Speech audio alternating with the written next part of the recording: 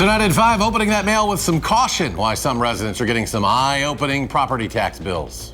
A jury is selected in the trial of a Milwaukee County judge accused of helping an immigrant avoid federal agents. And why healthcare providers are bracing themselves for a particularly busy respiratory illness season. You're watching News 3 Now at 5. Thanks for staying with us at 5, everyone. People in Madison and Fitchburg have been receiving higher property tax bills. And it comes after voters approved 2 referendums last year for the Madison School District and the cost of hundreds of millions of dollars. One of the referendums asked for $507 million to renovate or replace 10 schools. And the other question asked for $100 million to cover the operating expenses. Over 4 years, the average homeowner in Madison will pay about $3,800 and more. Even though most approved both of the referendums, many are feeling differently tonight now that it's time to pay. News 3 Now's Tanasia Shaw spoke with a community member, and Tanasia, they said they supported both of the referendum questions. Hi, Eric and Susan. Yes, I spoke to a woman that has been only paying home here in Madison since 2019. She has to pay that additional $750 towards property taxes next year. Marina Witz voted for both the operational and facility referendums for MMSD. Witz says she always tracks how much money she gives the city of Madison, and she also told me that she feels like there is an increase every single year. However, as long as she's able to make ends meet, she is okay with more of her money going towards students in Madison. I would say that. Excuse me, we're going to start over right there. The person is Marina Witz. She has been a homeowner since 2019. She voted for both the operational and the facility referendums in the city of Madison, and now she has to pay an additional $750, but she is okay paying that extra money as long as that money goes towards students in Madison. And we're going to hear from her right here. I would say that there's no easier way to support your community in such a hyper-local way. You are investing in your community, and you're going to see the dividends pay out some way. Everyone does not agree with Witz, though. On News 3 Now Facebook page, more than 100 people reacted to their property tax increase, leaving comments saying, quote, "Mine go up every year. Eventually, people will be taxed out of their homes. I live in half a duplex and still pay an insane amount." Another person said, quote, "Another $1,000 from last year. Retirement can't happen if I want to stay in my house." Eric. All right, Tanasia, thank you. And tonight, the Madison School District says it knows how that property tax increase is hitting homeowners hard. But they tell our Arman Rahman this was planned when they voted to approve the referendum and is a side effect of a larger statewide issue that's happening. Arman?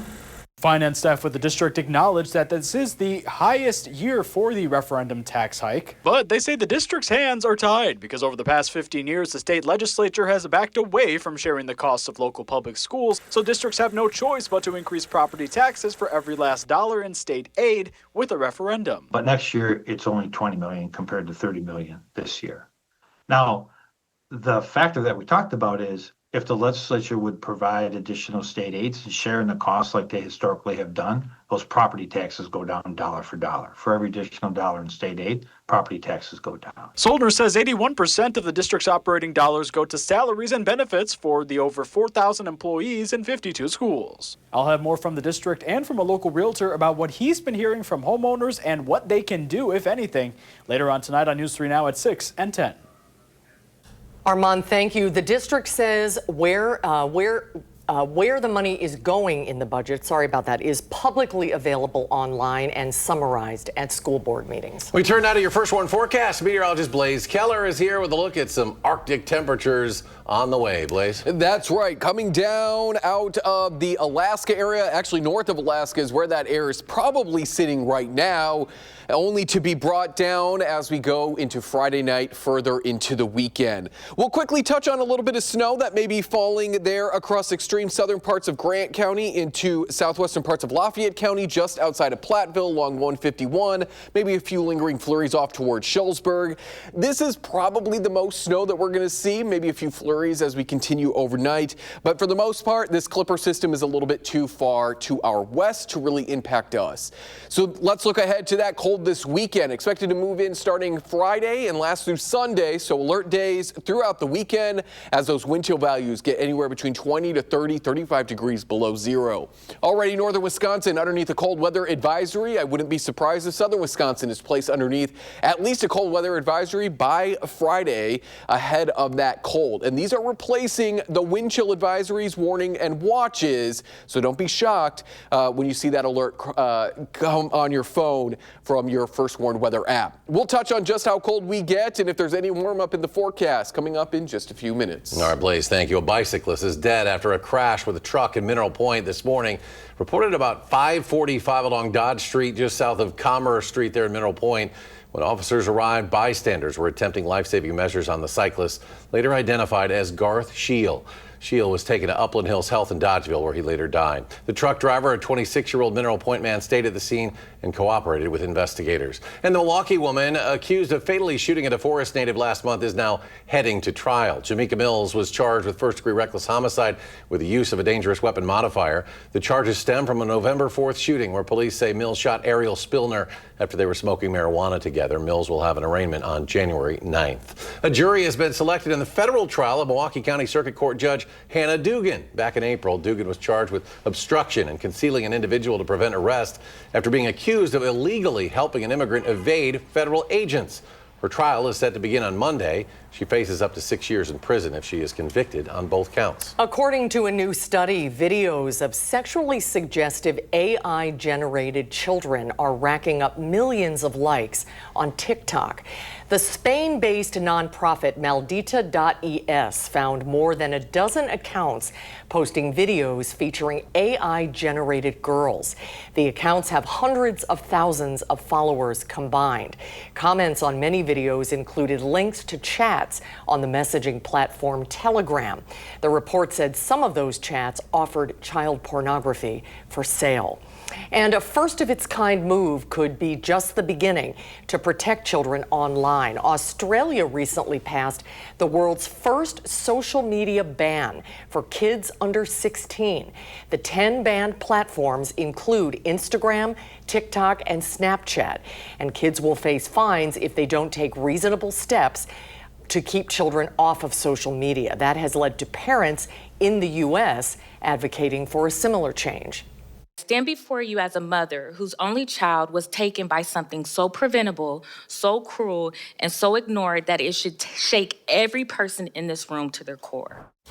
While several pieces of legislation have been introduced in Congress this year to protect kids online, none have advanced to become law. Another Democrat joining the already crowded Wisconsin gubernatorial primary. Joel Brennan announced today he is running to succeed Governor Tony Evers. The 55-year-old worked as Wisconsin's Secretary of the State Department of Administration from 2019 to 2022.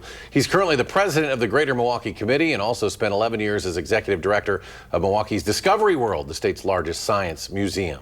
The Wisconsin DHS is continuing to recommend the hepatitis B shot for all newborns at birth, despite CDC changes. Officials say their guidance is based on firm evidence as well as recommendations from the American Academy of Pediatrics.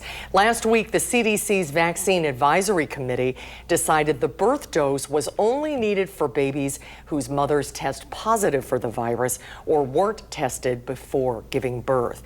And health officials are bracing for what's expected to be a rough respiratory virus season. CDC officials believe this season will be similar to last, when the agency estimated at least 1 million people were hospitalized and more than 70,000 died from respiratory virus illnesses. Those over the age of 65 are especially at risk of getting severely sick. So to come at 5, holiday shipping deadlines are approaching fast. And keeping workers safe, what items the DNR says should not go into your recycling bin. And tensions are rising between the U.S. and Venezuela, and this as reactions pour in after the Coast Guard seizes an oil tanker bound for Cuba. And on Wall Street today, mixed results. Strong gains for the Dow Jones, up more than 646 points. The Nasdaq down 60. S&P adds about 14. We'll be right back. You're watching News 3 Now at 5. As the holidays approach, the Wisconsin DNR is providing tips to reduce waste and also keep workers safe. Many items can be recycled in the state's landfills, but some recycling programs do not accept wrapping paper because of the risk of contamination from non-recyclable coatings and decorations. Officials add that holiday lights, plastic bags, and batteries or electronics can all cause serious problems for recycling facilities. Several very damaging fires, likely caused by batteries, have occurred in collection trucks and facilities around Wisconsin. Operators report that smaller fires are often a weekly occurrence. The DNR adds that families can also help reduce food waste while saving money by shopping based on head count, freezing before you toss leftovers, and composting extra food scraps. Well, it's starting to get down to the wire if you need to send out Christmas gifts. You've got less than a week of shopping left. The Postal Service says you need to send packages by next Wednesday if you want them to get delivered before Christmas. If you want to spend a bit extra, paying for Priority Mail will give you until next Thursday. Priority Mail Express also gets you until next Saturday. An atmospheric river is slamming the Pacific Northwest with a record-breaking amount of rainfall, and crews have been working around the clock here to get people rescued in some cases from flooded neighborhoods. Some who did not follow those all-important evacuation orders ahead of time. In Mount Vernon, Washington, the floodwaters are up against those flood walls, and they're getting tested with the Skagit River expected to hit record levels tonight. Here in Wisconsin, Arctic air is on the way. Blaze with more on Alert Day conditions coming our way this weekend. That is right. We're not going to be dealing with any atmospheric rivers. We are going to be dealing with the cold. Arctic air over parts of Alaska right now, originating from the Arctic, is moving on southward and will be overhead by the time we go into Friday night, so a little over 24 hours from now. And we're expected to stay in those single digits and slip below zero as we go into the weekend. Until then, maybe a little bit of light snow on Friday, but I think a lot of us are maybe more concerned about the cold right now because the snow, not only tonight but into Friday, is going to be very minimal to none. There is a look at the cold. It's marked by these light blues and whites. It was originally over parts of Alaska, even into the Arctic Circle. It's moved south and will continue to push its way into the United States, eventually overhead as we go into Friday night. By Saturday, the coldness of the cold air is going to be over us, marked by that little pocket of white there. Cold air surging its way south. And we notice that a little bit more cold air is coming off of parts of Alaska. But the same high pressure system that brought down this cold, because it's moving its way southward, is actually going to warm us back up as we head into the start of next week. Watch as those greens, those yellows, those oranges actually move in instead of that colder air continuing to make its way south. The jet stream is being pushed northwards in part because of that atmospheric river off to our west. All of that warmer air is being pushed into the Pacific Northwest. Thus, we get the ridge here and the jet stream moves northward. So we can kind of thank the atmospheric river to our west for causing us to warm up as we go into next week. We got to get there first. We got to deal with the cold as we go into Friday night and Saturday morning, feeling anywhere between, I would say, 15 to 25 degrees below zero. As we head into the afternoon on Saturday, still going to be cold, feeling pretty much like where we were waking up on Saturday, 15 to 20, 25 degrees below zero. But it's Sunday morning that those wind chill values dip into that 25 to 35 degrees below range. And with those ranges, we're possibly going to be seeing frostbite set in within about 10 to 30 minutes. And that's based on our overnight lows dipping below zero and those winds anywhere between 10 10 to 20 miles per hour. So please make sure that you're limiting your time and your pet's time outdoors, especially if you have to get up in the morning hours, covering up as much skin as possible, especially your fingertips, your nose, your lips, and your ears. That is where your skin is more thin, thus more susceptible to frostbite. Hard to see it, but we're looking at our forecast highs compared to normal, anywhere between 27 to 29 degrees below normal Saturday and Sunday.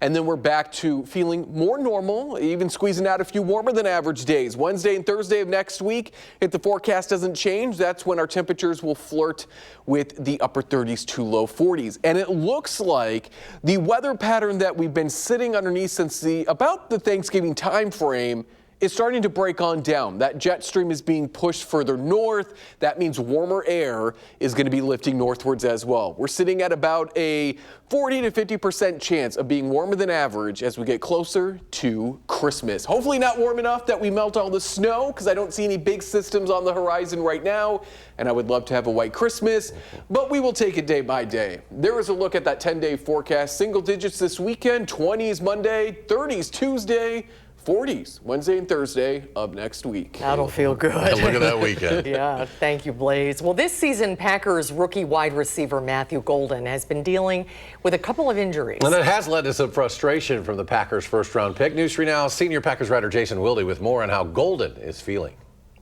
Matthew Golden's rookie season is not going according to plan. That is an understatement for the Packers' first-round draft pick.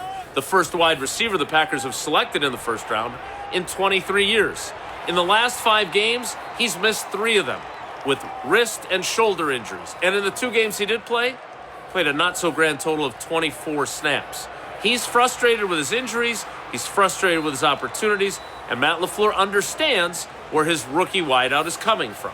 Well, I think any time for young players, when you're away from it for a minute, yeah, I think there's a little bit, it's a little bit of a process, but he's a guy that we certainly feel really good about, and we need to make sure we get him into the game, because he can impact the game. We all see what he can do as a receiver, and we got a lot of confidence in him, and I know he hasn't gotten probably as many opportunities as he'd like this year, and some of that is due to the fact that he has been a little bit banged up and been in and out a little bit. Golden was a limited participant in today's practice. We'll see if he is good to go for Sunday's matchup at Denver against the Broncos, a game you can watch right here on Channel 3 with kickoff at 3:25. We'll have that Golden story and everything else Packers on our website, channel3000.com. And while you're there, make sure you sign up for the Packers newsletter, which delivers that coverage directly to your inbox every single day. In Green Bay at Lambeau Field, Jason Wilde, channel3000.com. All right, Jason, thank you. And you can watch the Packers take on the Broncos right here on WISC TV. That one kicks off at 3:25 in the afternoon on Sunday. And still to come at 5, the Senate votes on dueling health care proposals, why both sides of the aisle are accusing the other of playing politics. You're watching News 3 Now at 5. Reactions are pouring in after President Trump announced the seizure of an oil tanker off the coast of Venezuela. It is an escalation of the pressure campaign on Venezuela's president. Natalie Brand reports from Washington. The Trump administration released dramatic video of members of an elite U.S. Coast Guard unit rappelling from a helicopter to board and seize an oil tanker just after it left a Venezuelan port Wednesday. It was seized for a very good reason. The White House says the Justice Department requested and received approval to seize the tanker headed to Cuba, which had for years been sanctioned due to alleged involvement in an illicit oil shipping network supporting foreign terrorist organizations. The vessel will go to a U.S. port, and the United States does intend to seize the oil. However, there is a legal process for the seizure of that oil, and that legal process will be followed. This seizure marks an escalation in a pressure campaign against Venezuelan President Nicolas Maduro's regime. Tensions remain heightened over the U.S. military buildup off the coast of Venezuela and more than 20 strikes on alleged drug boats. Regime change, even though Maduro's a bad guy, I'd like to see him go. But us trying to force it is never been successful U.S. policy. The Trump administration, which has accused Maduro of narco-terrorism, does not view his leadership as legitimate, and President Trump has said he believes Maduro's days as president are numbered. We are not involved at all. Venezuela's opposition leader, Maria Corina Machado, spoke in Norway one day after a ceremony to award her the Nobel Peace Prize. I believe that President Trump's actions have been decisive to reach the point where we are right now, in which the regime is weaker than ever. Venezuela's government, in a statement, called the oil tanker seizure a, quote, shameless robbery, accusing the U.S. of trying to go after its oil. Natalie Brand, CBS News, the White House. Today, the Senate took up competing measures to avoid health care costs jumping for millions of Americans. The Democrats' proposal would have extended subsidies for 3 years, while the Republican measure instead pushed those funds into health savings accounts controlled by consumers. Both proposals failed on the floor, leading to accusations that each side is playing politics. After today's vote, the American healthcare crisis is now 100% on Republican shoulders. They don't really want to solve the problem. What they want is a political issue that they can run on in the upcoming election. Some senators expressed cautious optimism for a bipartisan path forward, but unless a last-minute deal is reached, more than 20 million Americans will face higher costs in the new year. Blaze is back with a final check of the weather when we come back.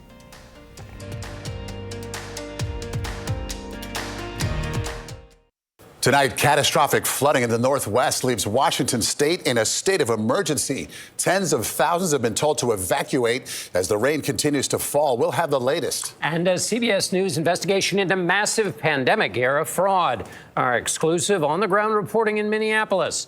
That's tonight on the CBS Evening News. And then coming up tonight at 6, we'll have continuing coverage as some Madison residents' property taxes are on the rise. That story and more at the top of the hour on News 3 Now at 6. Blaze is back. Final check of the forecast. Cold. It is going to be cold, yes. Tonight, temperatures are going to steadily slip into the single digits. We will stay cloudy. A few flurries will be possible. Some light snow off into southwestern Wisconsin. Minimal accumulations if we see the flurries or the light snow this evening and into Friday. All eyes ahead to the weekend. Alert days Saturday and Sunday. 4 for a high temperature on Saturday, 5 on Sunday. So get outside on Sunday. Just kidding. Please limit your time outdoors because morning wind chills 15 to 20 degrees below zero Saturday morning, 25 to 35 degrees below zero on Sunday. Frostbite can set in within 10 to 30 minutes, so limit your time and your pet's time outdoors. And it is quickly on out of here. 20s by Monday, 30s Tuesday, 40s by Wednesday and Thursday. But we could also see a rain snow mix by next Thursday. We'll keep an eye on it. But please stay warm this weekend. Yeah, take it easy. Those temperatures are no joke. Thank you, Blaze. And thanks for watching tonight at 5, everybody. The CBS Evening News is coming up next. We'll be back in 30 minutes for News 3 Now at 6. You can always find us streaming 24/7 at Channel 3000+.